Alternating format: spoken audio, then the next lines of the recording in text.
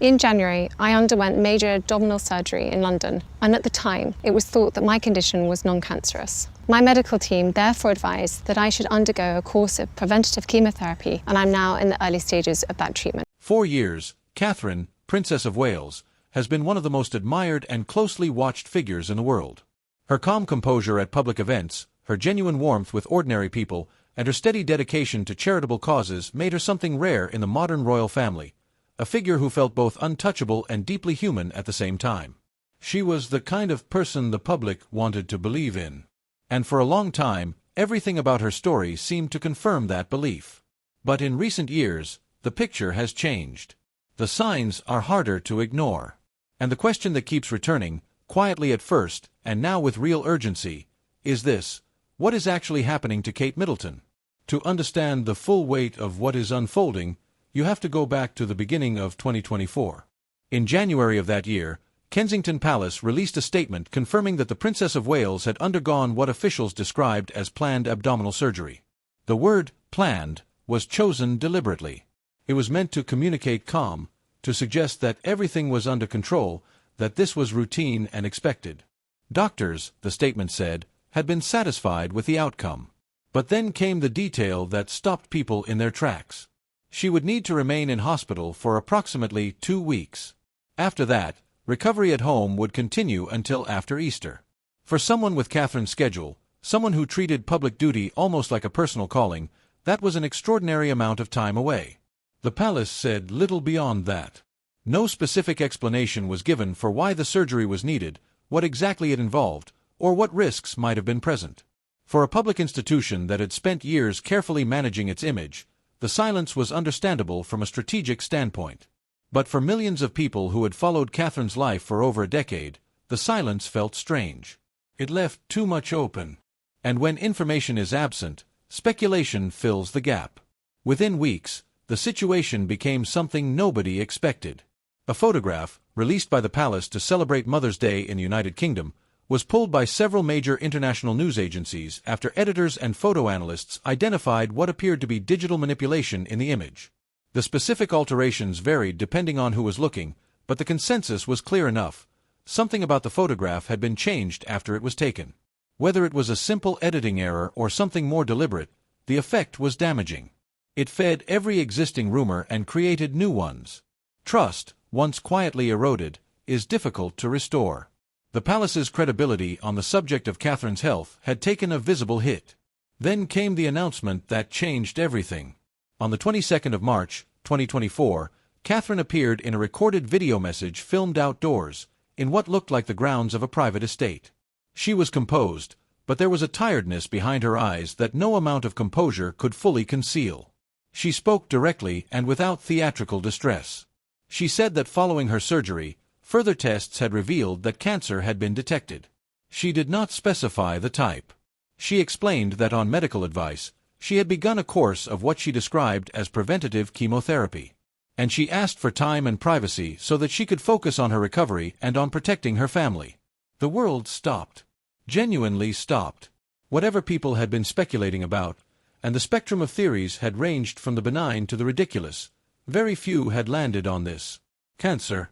Chemotherapy. A princess in her 40s, at the height of her public life, suddenly confronted with one of the most serious diagnoses a person can receive. The public reaction was swift and, for the most part, generous. Politicians offered their support. Celebrities paused their ordinary programming to say something kind. Strangers in the United Kingdom left flowers outside palace gates. People who had spent weeks making cynical jokes online went quiet. But even as sympathy poured in from around the world, the harder questions did not disappear. They simply changed shape. Before the announcement, people had been asking where Catherine was and why the palace was being secretive.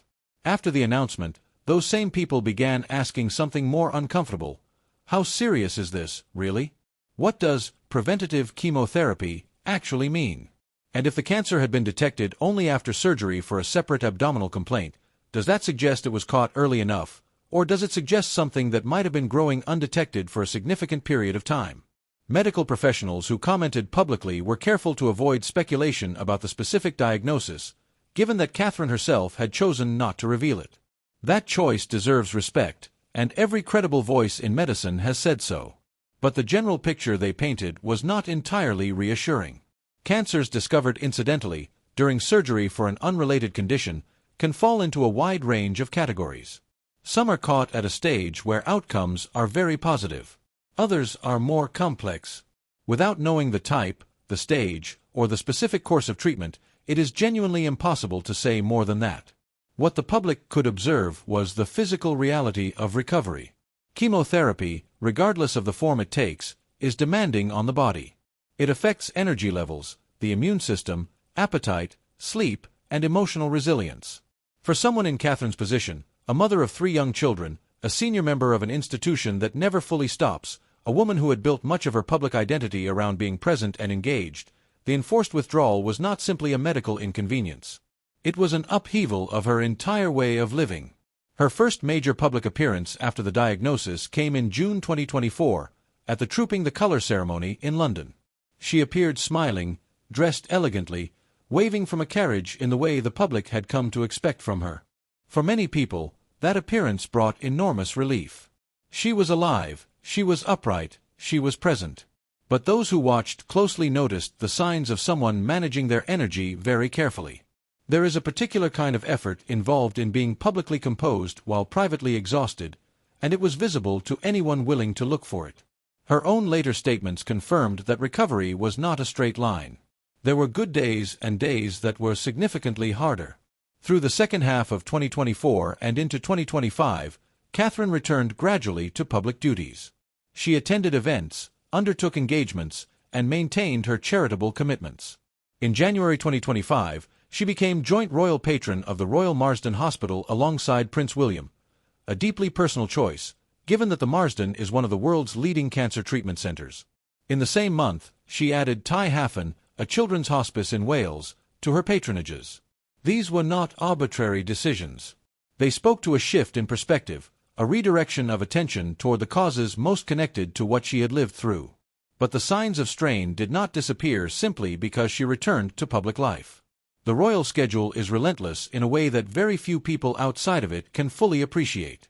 Every engagement requires extensive preparation, security coordination, logistical management, and the sustained emotional labor of being warm and interested and gracious in front of crowds and cameras for hours at a time. For a body recovering from serious illness and intensive treatment, that kind of demand carries risk. Recovery from cancer is not a door you walk through and then leave behind. It is an ongoing process, and it exists in tension with the kind of life senior royals are expected to lead. Beyond the physical dimension, there is the psychological weight to consider. Catherine's illness arrived alongside a period of significant turbulence within the royal family more broadly.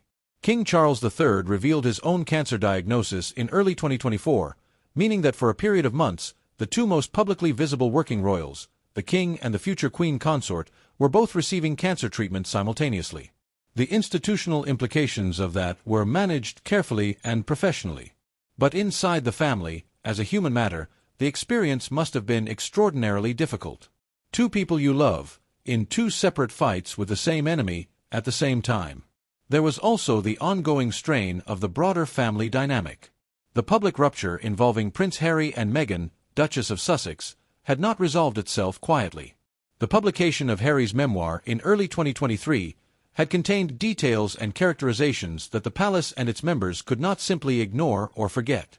For Catherine specifically, the memoir touched on her reputation and her conduct in ways that were personal. Whatever her private feelings about those accounts, the public dimension of the dispute had continued to generate media attention and renewed scrutiny at precisely the moment when she needed the opposite. Prince William's situation during all of this deserves its own consideration. He is a man who lost his mother to public tragedy when he was 15 years old, who spent his entire adult life learning to be a future king, and who found himself in 2024 watching his wife and his father receive cancer diagnoses within months of each other. The royal tradition of stoicism, of appearing in public with a composed and steady face regardless of what is happening privately, asks something extraordinary of the people who carry it. William continued to attend engagements, to meet officials, to undertake royal tours, to stand at lecterns and deliver speeches, while behind closed doors he was living through one of the most frightening periods of his life. That kind of sustained performance, however necessary, has its own cost. For their 3 children, Prince George, Princess Charlotte, and Prince Louis, the period was managed as carefully and gently as two parents under extraordinary pressure could manage it. Children absorb the emotional atmosphere of a household even when adults believe they have successfully concealed it. Maintaining stability, keeping school routines consistent, and protecting their daily lives from the worst of the external noise required a deliberate and sustained effort from both Catherine and William. The question of what comes next is one that nobody in the palace is answering publicly, and that restraint is correct. Health timelines cannot be predicted with certainty. Recovery from cancer, even when it progresses well, involves ongoing monitoring, regular testing, and the ever-present awareness that vigilance must be maintained. Catherine's public return has been gradual and appears to have been carefully paced. Whether that pace can be sustained, whether the demands of royal life can truly be reconciled with the needs of a body that has been through what hers has been through, is a question that only time will answer. What is clear, and what cannot honestly be softened, is that things have changed.